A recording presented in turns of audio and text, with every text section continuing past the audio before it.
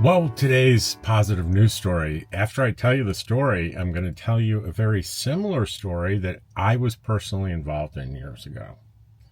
An 11-year-old Virginia girl has gained national attention for saving her dad's life. While he was having a massive heart attack, the young Girl Scout used CPR she'd learned just days earlier. Vada Carwin had many questions running through her mind as she performed chest compressions on her dad. What's going to happen after that? What's life going to be if I lose my dad? He kept saying his chest hurt. He told me his heart attack symptoms. When asked what he remembers by the reporter, Vada's dad, Clinton Carwin, says he doesn't remember much. It was pretty foggy, he said. Moments later, Clinton collapsed to the ground and Vada dialed 911.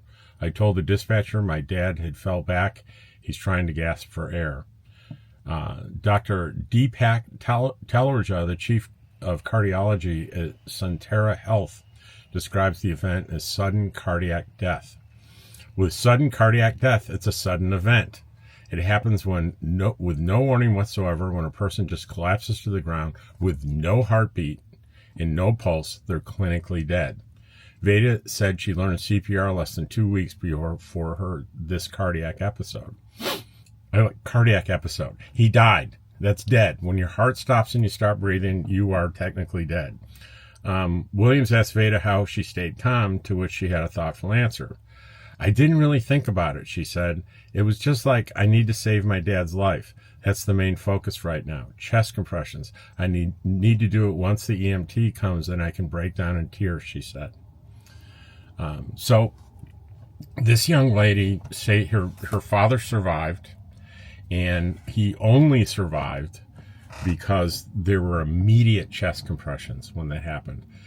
As a paramedic for many years, I did learn that minutes in delay in chest compressions from the onset of the cardiac arrest, the more minutes, the less likelihood there is that anything can be done. As first responders, many times we would get there within 5 minutes, but getting there within 5 minutes and starting chest compressions off in the vast majority of the time did not work. And I would say about 3/4 of the time, when we're able to get pulses back, that person would die days later in the hospital because they'd gone too long without oxygen to their brain. So I promised you a real life situation that I was involved in. I responded to a call up. This was in Sandpoint, Idaho, many years ago, and I responded to a call for a cardiac arrest. A father was driving his daughter, and he had that sudden cardiac arrest while driving. The car kind of crashed by the side of the road, and the little girl, the daughter, called 911 and started CPR. Now, by the time I got there, I wasn't the first one there. By the time I got there, other paramedics had started CPR, and but they did report CPR was ongoing when they arrived by the daughter. And that was a guy I had many conversations with later because he survived. His life was literally saved by his daughter, and she was right about the same age as this young girl. So an amazing story from here, an amazing story from my past. I hope you enjoyed today's video.